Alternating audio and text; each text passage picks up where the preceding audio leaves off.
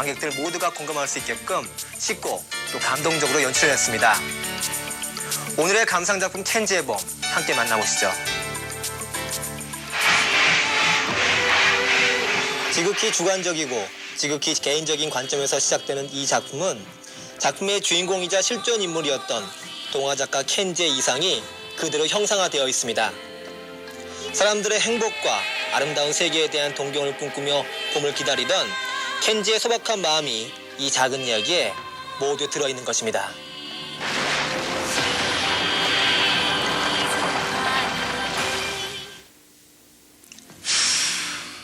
켄지는 언제나 소년과 같은 순수한 마음을 가지고 세상을 살았습니다. 그리고 그는 막역한 친구와 한밤의 산에 올라 인생에 대해서, 자신의 꿈에 대해서 이야기하는 것을 좋아했습니다. 자신의 꿈은 세상과 자연과 우주에 대해서 생각하고 그것을 그리는 것. 켄지는 이때부터 세상을 남달리 바라보며 살아왔던 것입니다.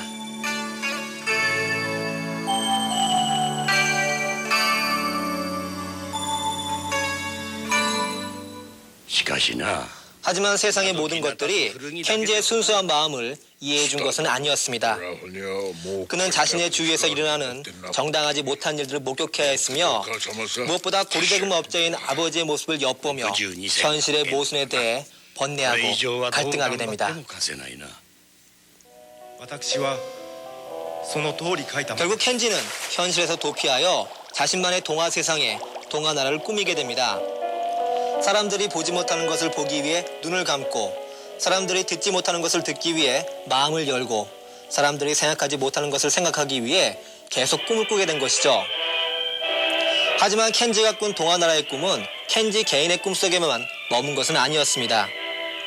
그가 자신의 꿈속에서 발견한 동화제국은 현실 세계로 옮겨져 지금까지 많은 어린이들 기억 속에 살아있는 꿈으로 전해지게 되었던 것입니다.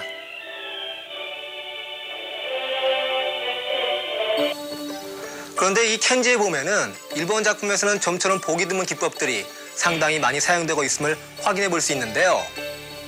특히 이 작품의 감독이 마크로스 시리즈와 에스카프로네 등으로 유명한 가와모리 쇼지라는 점에서 더욱 많은 의외의 요소를 발견하게 됩니다. 대표적인 사례가 바로 이 작품의 상당 부분을 차지하고 있는 컴퓨터 그래픽 기술인데요. 이전까지의 방법들과 달리 컴퓨터 그래픽 그 단독의 특성을 극대화시키면서 기존의 셀과의 이질감을 감소시킨 기술적 진보는 이 작품의 중요 포인트라고 할 수 있겠습니다.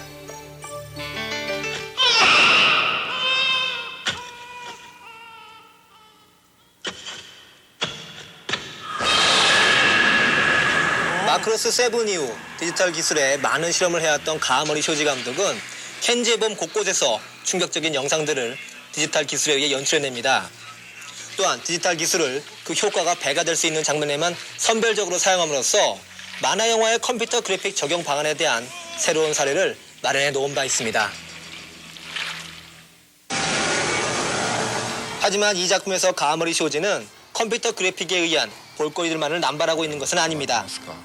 오히려 그보다는 동화 같은 꿈과 이상을 품고 살아가기에는 너무나도 짧고 힘들었던 미야자와 켄지의 일생을 주마등이 지나는 것처럼 매우 감동적으로 조명해내는데요.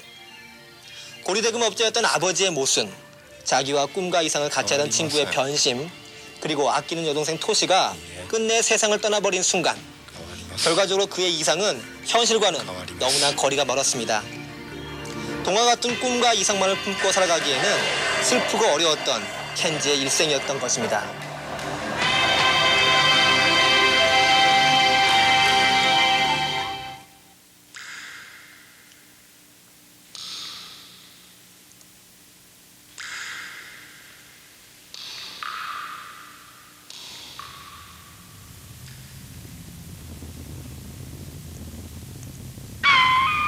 꿈에서 깬 켄지는 밤하늘에 무수히 빛나는 별들을 바라봅니다. 자기의 이상과도 같은 밤하늘을 날고 있는 한 쌍의 외가리. 꿈이 아닌 현실에 실제 존재하는 별들 아래에서 그는 결코 포기할 수 없는 자신의 꿈과 이상을 부르짖고 그 순간 켄지는 자신이 꿈꾸어온 거대한 환상을 직접 목격하게 됩니다.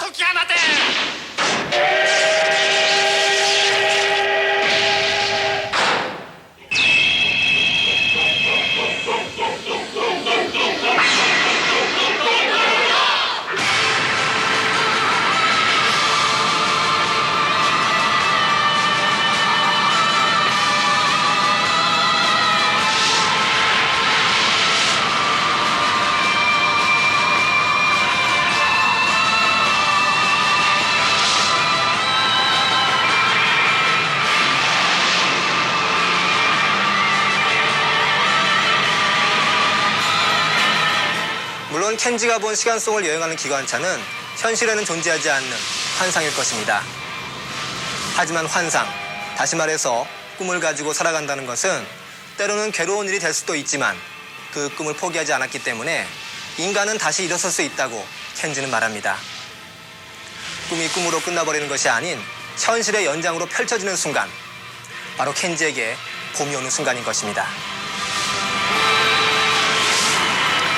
이 흔히들 일본 애니메이션은 이 지나치게 상업적인 것들만 있는 것으로 알고 있는 분들이 많은데요. 네.